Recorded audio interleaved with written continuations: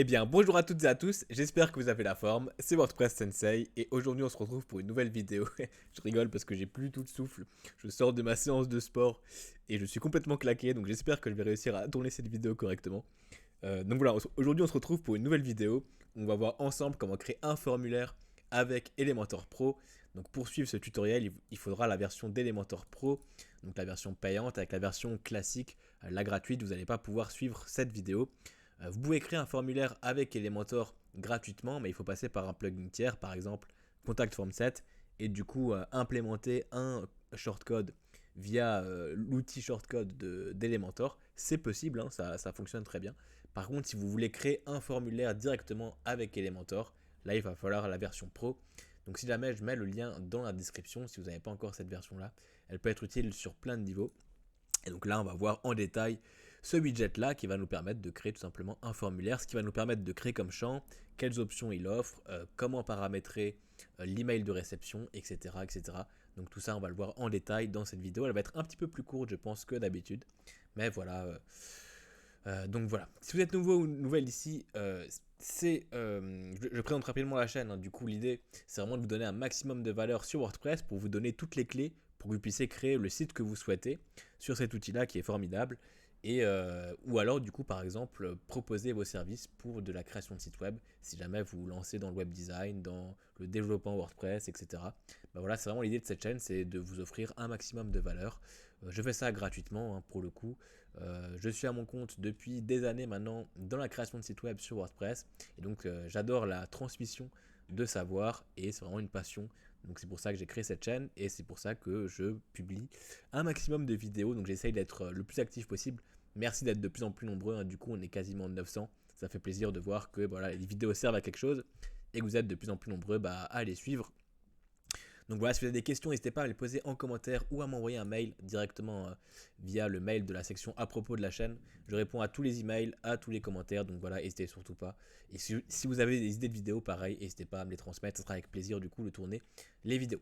Cette vidéo est sponsorisée par Hostinger, je vais présenter leur service en fin de vidéo si jamais ça vous intéresse. C'est un hébergeur web qui est vraiment très qualitatif en termes de rapport qualité-prix.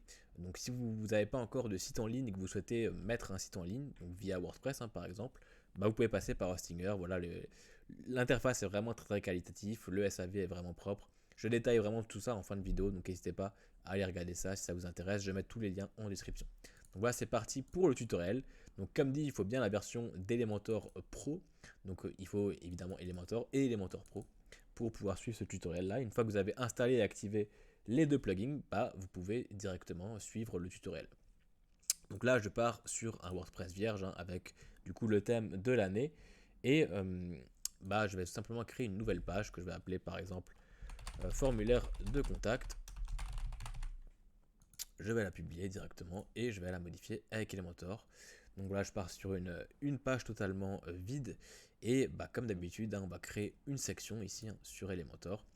Et dans nos widgets, bah, on va pouvoir chercher form, qui veut dire formulaire, hein, du coup en anglais. Et c'est un outil qui est du coup uniquement disponible avec la version premium. Donc voilà, on va cliquer dessus et on va le glisser là où on veut. Donc une fois que vous avez fait ça, il ne reste plus qu'à le paramétrer. Une fois que vous avez choisi où vous voulez le placer, bah, il ne reste plus qu'à le paramétrer. Donc vous voyez, comme d'habitude, on a trois onglets. L'onglet contenu qui va nous permettre de paramétrer vraiment tout le formulaire. L'onglet style qui va nous permettre de styliser notre formulaire comme on le souhaite. Et l'onglet avancé, il ne change pas, c'est toujours le même pour tous les budgets. Donc dans l'onglet contenu, bah, vous voyez que déjà, on peut choisir le nom du formulaire. Ça, c'est uniquement pour vous. Vous pouvez choisir ce que vous voulez. Voilà, on va pouvoir mettre par exemple formulaire de contact. Vous mettez vraiment ce que vous voulez. C'est uniquement pour vous. Et ensuite, en dessous, on va pouvoir définir les champs qui sont présents dans ce formulaire-là. Donc vous voyez que de base, il y a trois champs qui sont créés, le champ nom, le champ email et le champ message.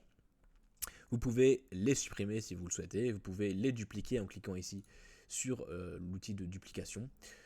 Et vous pouvez ajouter autant de champs que vous le souhaitez. Donc on va voir tout ce qui existe comme champ. Et donc quand je déroule un champ, ça fonctionne vraiment par onglet, hein, donc vous avez juste à cliquer dessus pour afficher les options du champ. Vous pouvez choisir tout d'abord le type de champ. Donc là, il y a vraiment une liste assez longue de types de champs. Donc on a le champ texte qui est vraiment un champ classique où on demande juste du texte. Le champ email où là on demande un email. Donc là, Le plugin il va bien vérifier que c'est un email qui a été renseigné avec un arrobase et un nom de domaine, sinon il ne va pas envoyer le formulaire. Textarea, simplement du coup un texte un peu plus grand. Donc vous voyez, en fait, c'est typiquement le champ message ici. C'est un Textarea avec un certain nombre de lignes qu'on va pouvoir définir avec l'outil. On va voir ça tout à l'heure. URL, bah, si je clique dessus, pardon, on peut directement voir ça. Vous voyez qu'on peut choisir le nombre de rows. Hein. Donc si je mets 5, 6, 7, vous voyez que à chaque fois ça augmente la hauteur du champ. Voilà, email, c'est un champ email classique. Vous avez juste à compléter ici ce que vous voulez en label, en placeholder, et ça va juste vérifier que c'est bien un email qui a été envoyé. Téléphone, c'est exactement pareil, mais pour les numéros de téléphone, donc il va vérifier que c'est bien un numéro de téléphone qui a été envoyé. URL, il va vérifier que c'est bien une URL qui a été envoyée. Radio, c'est simplement des boutons radio, donc là vous avez juste à mettre les options ici, donc par exemple choix 1 par exemple, et choix 2 juste en dessous. Dès que vous revenez à la ligne, ça va créer une option.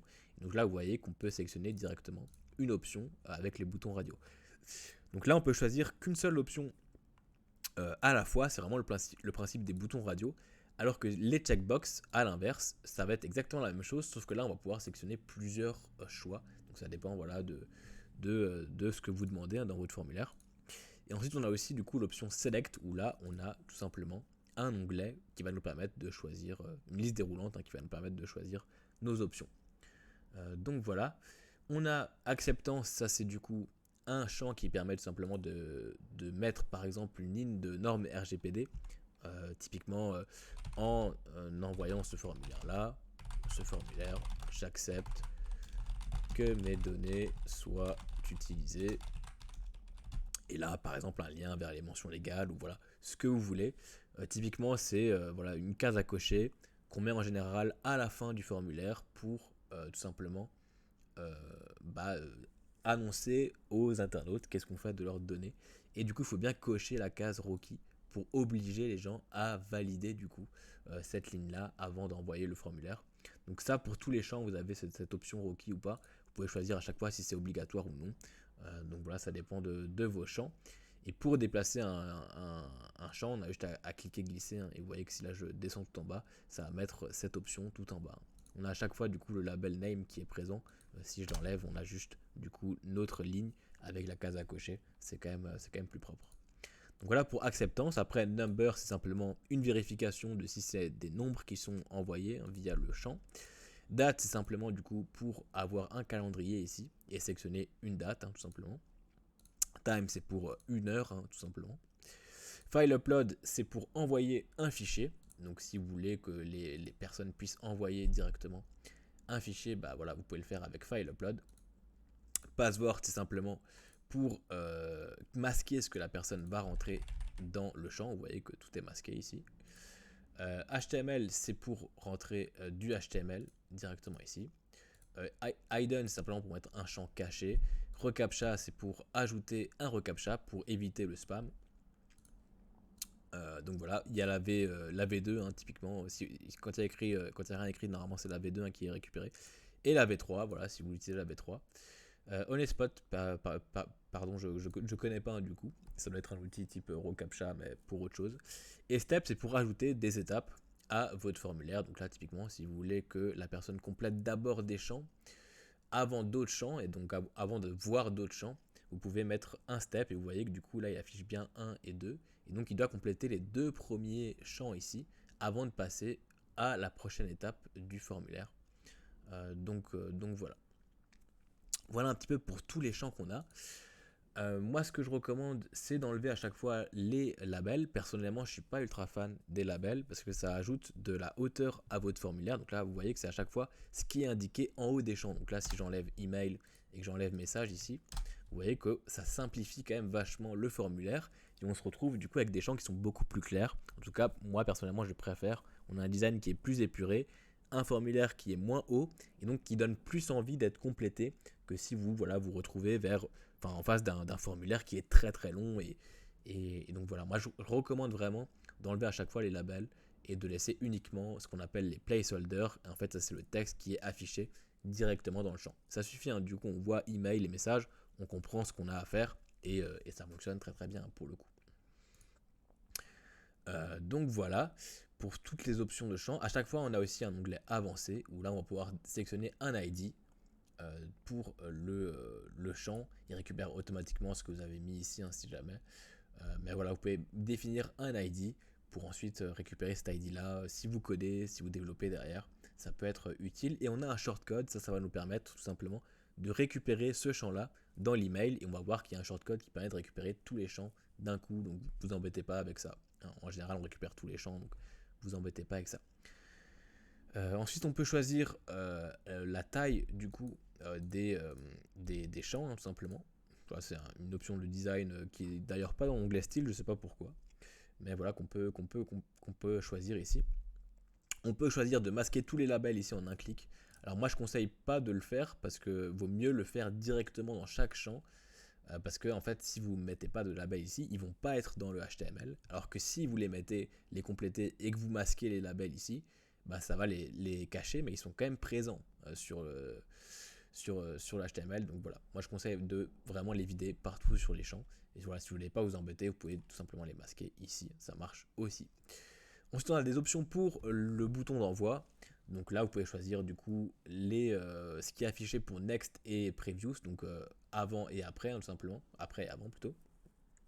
Et le bouton d'envoi, Submit, donc là, il faut bien traduire et mettre envoyer, hein, du coup, à la place. Pour Next, on peut mettre après ou suivant, par exemple. Voilà. Et précédent pour Previews, donc voilà, vous mettez ce que vous voulez. On peut mettre un ID aussi au bouton d'envoi. Donc voilà. Et ensuite, dans Action After Submit, on peut choisir du coup qu'est-ce qui se passe une fois qu'on envoie le formulaire. Là, vous avez pas mal d'options. Donc là, typiquement, il récupère les envois directement sur WordPress. Donc si je vais sur Elementor, vous avez ici les submissions. Donc là, vous pouvez retrouver tous les formulaires qui ont été envoyés directement sur WordPress. Donc ça, c'est vachement pratique si jamais vous avez des problèmes d'email, etc.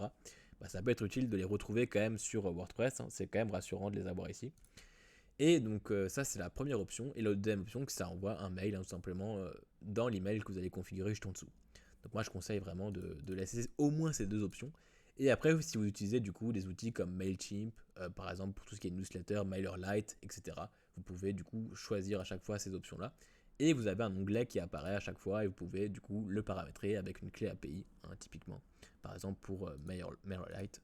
Donc voilà. Là, je vais juste l'enlever. Donc voilà, Collect Submission, c'est simplement du coup ce que je vous ai montré tout à l'heure ici sur WordPress. Email, là, on va pouvoir choisir à quel email on envoie le formulaire. Donc là, vous avez mon email si jamais vous avez des questions, n'hésitez surtout pas. Vous pouvez choisir du coup l'email de réception, le sujet qui est affiché dans l'entête de l'email. Donc là, vous mettez ce que vous voulez. Bah voilà, par exemple, nouveau message. Là, automatiquement, ça récupère le nom du site. Donc voilà. Et ensuite, dans Message, là, ça va récupérer automatiquement tous les champs avec ce shortcode-là. C'est ce que j'en ai parlé tout à l'heure, hein, du coup. Ce shortcode permet de récupérer tous les champs, peu importe les champs que vous avez complétés sur votre formulaire. Donc moi, je vous conseille tout simplement de laisser ce shortcode ici. Ensuite, on a du coup l'email d'envoi. Donc là, c'est quel email va envoyer les emails via le formulaire. Donc là, de base, il renseigne automatiquement email le nom de domaine du site. C'est très bien comme ça, vous pouvez laisser comme ça. Vous pouvez mettre WordPress, ça marche aussi. Ce que vous voulez en fait, le nom de domaine du site. En général, on recommande d'utiliser un mail d'envoi qui est lié au nom de domaine, parce que ça permet d'éviter de tomber dans les spams. En tout cas, ça réduit les chances de tomber dans les spams. Et ensuite, on peut mettre un nom ici d'email. Donc voilà, vous pouvez mettre WSNSign tout simplement. Ça sera parfait. Ensuite, on peut choisir du coup les différentes métadatas. Donc là, récupère la date, l'heure, etc. etc. L'URL qui a été utilisé pour le formulaire. Donc voilà, ça c'est toujours pratique aussi. Là, vous avez des options pour les steps, donc les étapes 1 et 2. Donc là, on peut choisir si on affiche du coup un nombre et les textes, une barre de progression, des icônes. Vous pouvez mettre ce que vous voulez. Donc voilà, ça c'est dans le cas où vous utilisez des steps. Vous pouvez aussi ne rien mettre, hein, tout simplement. C'est vraiment vous qui voyez. Donc voilà. Et ensuite, dans Additional Option, là c'est juste pour mettre un ID de formulaire. Ça c'est typiquement si vous traquez, par exemple via Google Tag Manager. Si jamais j'ai fait une vidéo, hein, pour vous montrer comment on traque avec cet outil-là sur WordPress, c'est très très puissant. Donc je vous conseille de le faire, notamment si vous avez des sites e-commerce. Et donc là, typiquement avec Google Tag Manager, on va pouvoir traquer les envois de formulaires en mettant un ID ici de formulaire. Et dans Custom Message, ici, on va pouvoir traduire tous les messages qui sont envoyés par le formulaire en direct sur le site. Donc par exemple, si le formulaire est envoyé, il va envoyer un message pour dire, enfin il va afficher un message pour dire que le formulaire a bien été envoyé. S'il y a une erreur, il va l'indiquer également. Si un champ est requis, il va l'indiquer. Et s'il y a un problème, il va aussi l'indiquer. Donc là, je conseille de tout traduire, évidemment, en fonction de la langue de votre site web. Et donc voilà un petit peu pour toutes les options qu'on va retrouver du coup sur nos formulaires. Donc voilà. Donc si jamais je n'ai pas précisé, pour enlever les steps, vous avez juste à les supprimer ici à chaque fois. Voilà. Dans l'onglet style, on va pouvoir choisir l'écart qu'il y a entre déjà la largeur des champs, ensuite l'écart qu'il y a entre les champs, l'écart qu'il y a entre le label et les champs. Là on n'a plus de label, donc c'est normal qu'il change rien. L'écart pour les champs HTML, là on n'en a pas également. On peut choisir à chaque fois la couleur du texte, donc ça c'est pour ce qui est le label, on n'en a pas donc c'est normal qu'il affiche rien. À chaque fois on peut choisir la typographie également.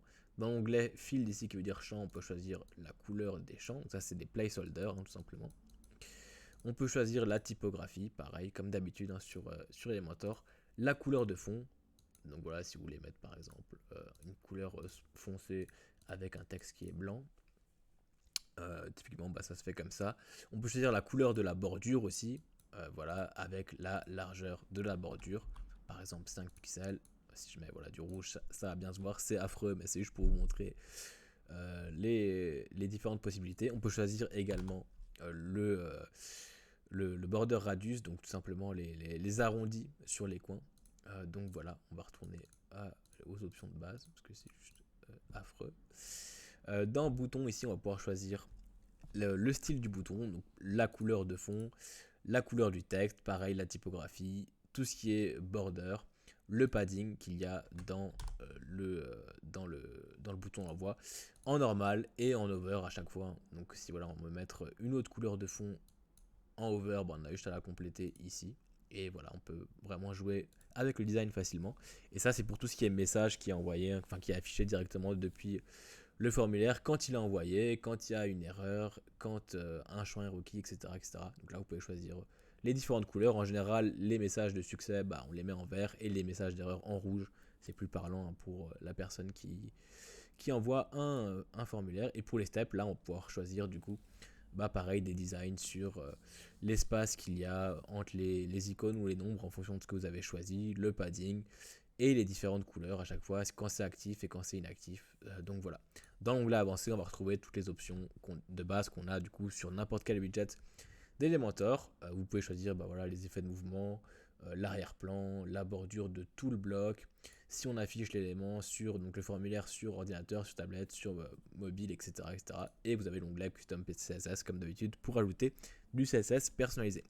Donc voilà, j'espère que ce petit tuto vous aura servi. Et puis du coup maintenant je vous présente Hostinger qui sponsorise cette vidéo, encore merci à eux. Donc voilà, pour rappel, Hostinger c'est un hébergeur qui permet tout simplement de stocker un site web sur un serveur en ligne pour le rendre accessible via un nom de domaine de partout dans le monde. Et donc il propose 3 formules, la formule premium, la formule business et la formule cloud startup. Personnellement j'utilise la formule cloud startup. Voilà, ça fait des années que j'ai cette formule là du coup. Et j'ai une 60aine de sites qui est hébergé chez eux, ça fonctionne très très bien, j'en suis très très satisfait. Voilà, l'interface est vraiment très très propre. J'ai fait une vidéo qui montre toute l'interface de A à Z, donc n'hésitez pas à les regarder avant de commander sur leur site. Et pour le coup, les serveurs sont très performants. On a un SAB qui est irréprochable et ils sont vraiment à jour pour tout ce qui est IA également. Donc voilà, c'est vraiment, selon moi, les meilleurs pour plein de raisons, dont celles que je vous ai citées. On a la formule premium, là c'est si vous souhaitez démarrer sur le web, vous n'avez qu'un site à mettre en ligne, c'est parfait. C'est celle qui coûte le moins cher et vous pouvez mettre jusqu'à 100 sites web dessus quand même, ce qui est vraiment très bien. Pour lancer un premier site, c'est parfait. Et si vous souhaitez lancer 2-3 sites, ça fonctionne aussi cette formule-là. Si vous avez plus de 4-5 sites à mettre en ligne, je vous conseille la business où vous avez du coup des serveurs qui sont plus performants, qui répondront du coup mieux à votre demande. Et si vous avez une dizaine de sites à mettre en ligne et que vous avez déjà des clients, vous avez pas mal de projets qui tournent, partez sur la cloud startup, vous pouvez mettre jusqu'à 300 sites web dessus. Donc voilà, avec toutes les formules, vous avez un nom de domaine qui est offert la première année, vous avez un serveur qui est vraiment très performant, qui est plus performant avec la formule business et encore plus performant avec la cloud startup. Mais les serveurs sont vraiment performants pour les 3 formules. Vous avez 100 Go d'espace de stockage qui est largement suffisant pour un site web. En général, un WordPress, ça tourne autour de 500 MO. Et encore 500 MO, c'est déjà pas mal, ça dépend du site. Parfois, ça peut monter à plusieurs gigas, évidemment, avec le temps, mais c'est surtout en fonction des médias que vous uploadez dessus. Vous avez aussi à chaque fois, évidemment, tout ce qui est email en illimité. Donc voilà, tout ce qui est SSL aussi. Donc certificat SSL, c'est le cadenas vert dans le nom de domaine. Et voilà, donc je recommande vraiment leur service. Et là, moi par exemple, partir sur la premium pour voir un peu comment ça fonctionne. Vous pouvez choisir du coup une période pour votre hébergeur. Donc 1 mois, 12 mois, 24 mois, 48 mois. Moi je vous conseille de partir directement sur 48 mois parce que c'est là où vous avez la meilleure offre.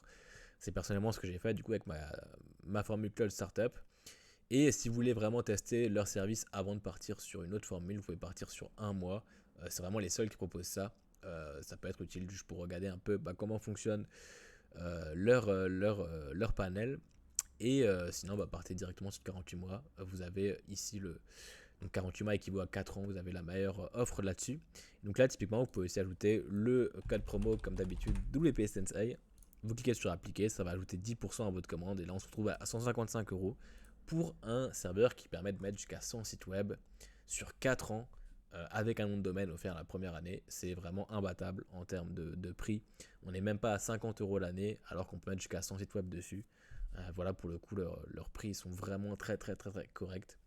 Et donc voilà, c'est pour ça que j'accepte aussi leur partenariat, c'est parce que moi-même j'utilise leur service et j'en suis très content. Donc, voilà, si ça peut aider aussi la chaîne à se développer, parce que ça me prend quand même pas mal de temps de tourner ces vidéos. Donc voilà, autant avoir un partenaire de qualité, sinon j'accepterai pas évidemment ces partenariats. Donc voilà, n'hésitez pas à aller regarder un peu tout ça, je vous mets tous les liens dans la description. Merci d'avoir regardé cette vidéo jusqu'au bout. Voilà, moi je vous souhaite une très bonne journée, une très bonne soirée en fonction de l'heure à laquelle vous regardez cette vidéo. Et puis on se dit à très bientôt pour une prochaine astuce sur WordPress comme d'habitude. Bye bye, ciao.